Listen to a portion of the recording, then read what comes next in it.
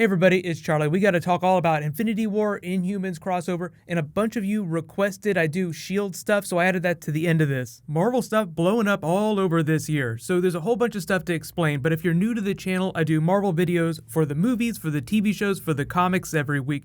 Be sure to subscribe to get everything. I do giveaways every week too that I'll explain at the end of the video. But the big things going on here, we'll start with Inhumans, Avengers, Infinity War crossover stuff. Then I'll talk about Agents of S.H.I.E.L.D., the big WTF with the cliffhanger. They're basically ending this block of episodes, the LMD block, and then they're going to move into something else. But there was a big twist and you guys were requesting a video. So I'll explain that after I do Infinity War Inhuman. So the big deal with Inhumans is that Ramsay Bolton from Game of Thrones was just cast as Maximus the Mat, the brother of Black Bolt, sort of the Loki of that family. You have to remember that the Inhumans is kind of like this weird offshoot group. The X-Men were always the most popular characters in the comics. The Inhumans, this is actually really funny, started during Fantastic Four. I've done a couple Inhumans videos in the past, like when Agents of S.H.I.E.L.D. started pushing into that storyline. But the deal with the TV show is that it's not being designed as an Agents of S.H.I.E.L.D. spinoff. It's completely separate. It's an 8-episode miniseries. It might get like 13 episodes in season 2 if it does really well,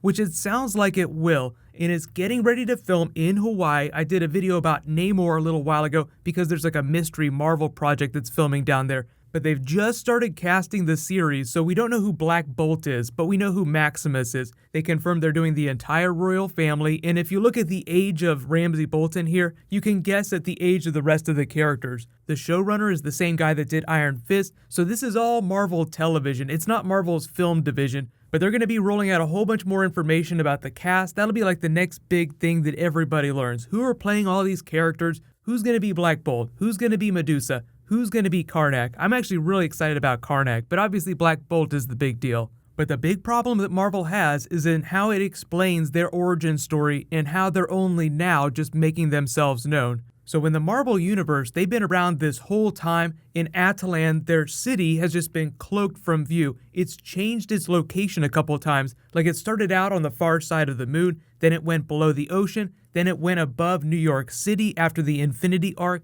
So there's a lot of problems that they can solve by just streamlining their origin story and tying it with Infinity War. Now, the movies usually don't cross over with the TV shows. The TV shows are free to borrow whatever they want though. It is a very connected universe, but it's kind of a one-sided connectedness. So even though this Inhuman show is like a really big deal, I'm not expecting to see any of them in Infinity War. They haven't even shot it yet, so Kevin Feige behind the scenes probably has a few ideas about how he'll connect things. So what they might end up doing, because the show is going to drop before Infinity War drops, Infinity War the movie is 2018, this show is going to premiere this September. It's going to be badass, is that they piggyback on the Civil War Sokovia Accords. That slowly brings them into the limelight, and then in the second season, they can address the blowback of Infinity War, which actually was a big thing in the comics. If you remember the Terrigen bomb from Infinity, they tried to do a version of that on Agents of S.H.I.E.L.D. with the fish oil pills. I wasn't a big fan with the twist, but they were trying to do their own version of that, where they just create a whole bunch of Inhumans all at the same time. So this show is going to start out relatively self-contained, but it exists in the MCU, so what they might do is just piggyback on some of the comic book Infinity twists, whereby Thanos does some really big damage, issues big threats to the Earth. Give me the Infinity Gems or else. So we have the plot of Infinity War, shit gets crazy. What happened in the comics is Thanos threatened to destroy Atalan unless Black Bolt gave him tribute by killing all Inhumans between ages 16 and 22. Thanos was actually looking for his son at the time. Now, they're probably not going to do him in the movies, so don't worry about some of the details. But in answer to his challenge, Black Bolt set off a Terrigen bomb, activating dormant Inhumans all over the Earth. So you just have to have some sort of impetus for Inhumans to be a big deal in the world of the humans. And what they might do is they'll start off relatively slow the way they did in Fantastic Four. Like it was very secretive. You only knew about the couple of Inhumans that were members of the royal family,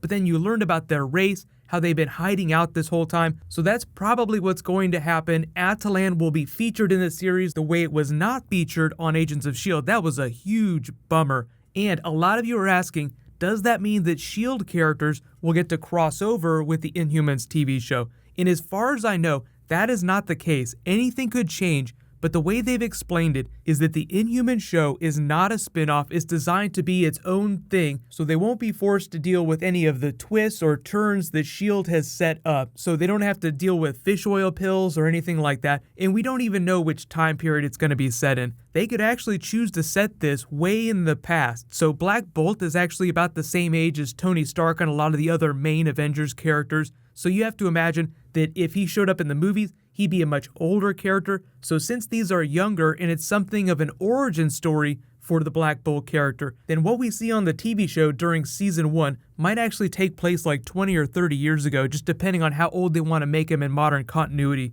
It would probably be 80s or 90s because they don't want to make him so old that he's like an old man compared to Tony Stark and the other Avengers. But I'm really excited, I'm totally happy with the casting, I think that he's perfect for Maximus the Mad. He plays crazy characters so well. If you don't remember, he actually played a pretty crazy character on this British series called Misfits. Whole bunch of juvenile offenders get superpowers and it's sort of like a Suicide Squad situation where they try to do good things and some of them are good, some of them are bad. But anyway, it's going to be great. We'll do plenty of Inhumans videos this summer. If there are any specific bonus videos you want me to do for that, just let me know in the comments. But like I said, Avengers Infinity War, Thanos stuff will inform a lot of what they do in future seasons, but because season 1 of the show is coming first, they don't have to deal with it too much, and it's not connected to Agents of S.H.I.E.L.D. So, next big thing, Agents of S.H.I.E.L.D. WTF, so just careful for spoilers from episode 15 of S.H.I.E.L.D. I'll talk about a couple of the really big twists and explain what's going on, what they're moving into, and what's going to be happening with season 5 because the show has not been renewed yet, and there are a couple different scenarios, but I do think that they can get more episodes. I don't think that they'll cancel the show, but here's the big deal. So at the end of the episode, we learned that they're all getting sucked into the Matrix.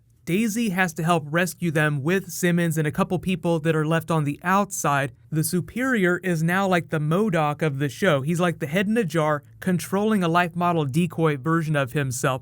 And Radcliffe is dead. The interesting thing, there were a lot of deaths in the episode, but Radcliffe is the only main character that genuinely got killed off. So he's inside the Matrix now. His consciousness still exists. He's still a character on the TV show. But the big twist is the stuff inside the Matrix that they tease. Agents of Hydra, they flash this big logo and everyone's like, what does this mean? What's going on? So the whole idea is that the Matrix is supposed to be this version of reality that rolls back everyone's regrets. So the one regret, and I think the big twist here, the Hydra twist, is that Coulson never joined S.H.I.E.L.D. That was his one regret. So he's this professor here, there's that creepy music from the beginning of the episode playing. It seems like everyone is enjoying themselves, even May, who is in the Triskelion, which hasn't been destroyed and has the big Hydra symbol on it, seems like she is satisfied with what's going on.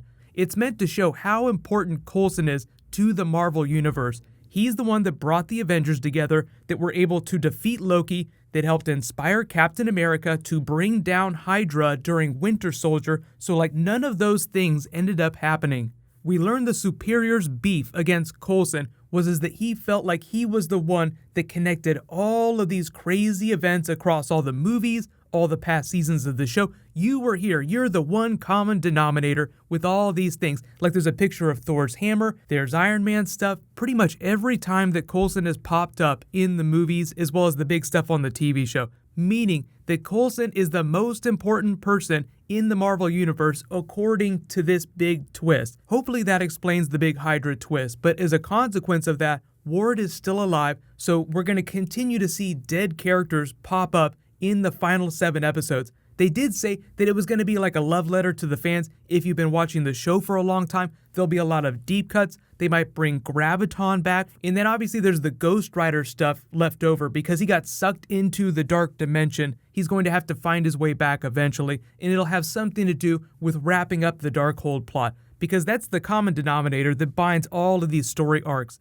The Darkhold itself, it's the big MacGuffin of the season. So the real big thing here is that people are wondering, does that mean if Inhumans, the TV show, is coming, is it going to replace Agents of S.H.I.E.L.D. in the schedule? Because it's not a spin-off, it's way more expensive, and it seems like it's going to be way more popular, at least at the outset, because it's this big action set piece. It's going to be shot like a movie on IMAX cameras. They're even screening the first 2 episodes in IMAX. That's how big it's going to be. So the president of ABC was talking about this, and he's like, I feel like S.H.I.E.L.D. can coexist with Inhumans, so it's not their intention to replace S.H.I.E.L.D., but because ratings are declining, what they might end up doing, like worst case scenario, because they haven't hit 100 episodes yet, and that's a big benchmark for TV, is that they'll at least give them a partial season 5 renewal, and they'll do like 12 or 13 episodes, and then that'll be the final season of S.H.I.E.L.D. Don't worry about it too much now, it's not that big a deal. We're getting ready to ramp up for Iron Fist and all the Marvel movies that are coming this year, so schedule change, because I'm probably not going to do more Legion videos till after the series is done. Like, I'll wait till after episode 8 airs to do more Legion. I'm going to make Thursdays an Avengers day, so there will be a couple other days of the week that I bookmark for special videos. I'll let you guys know when I update the schedule.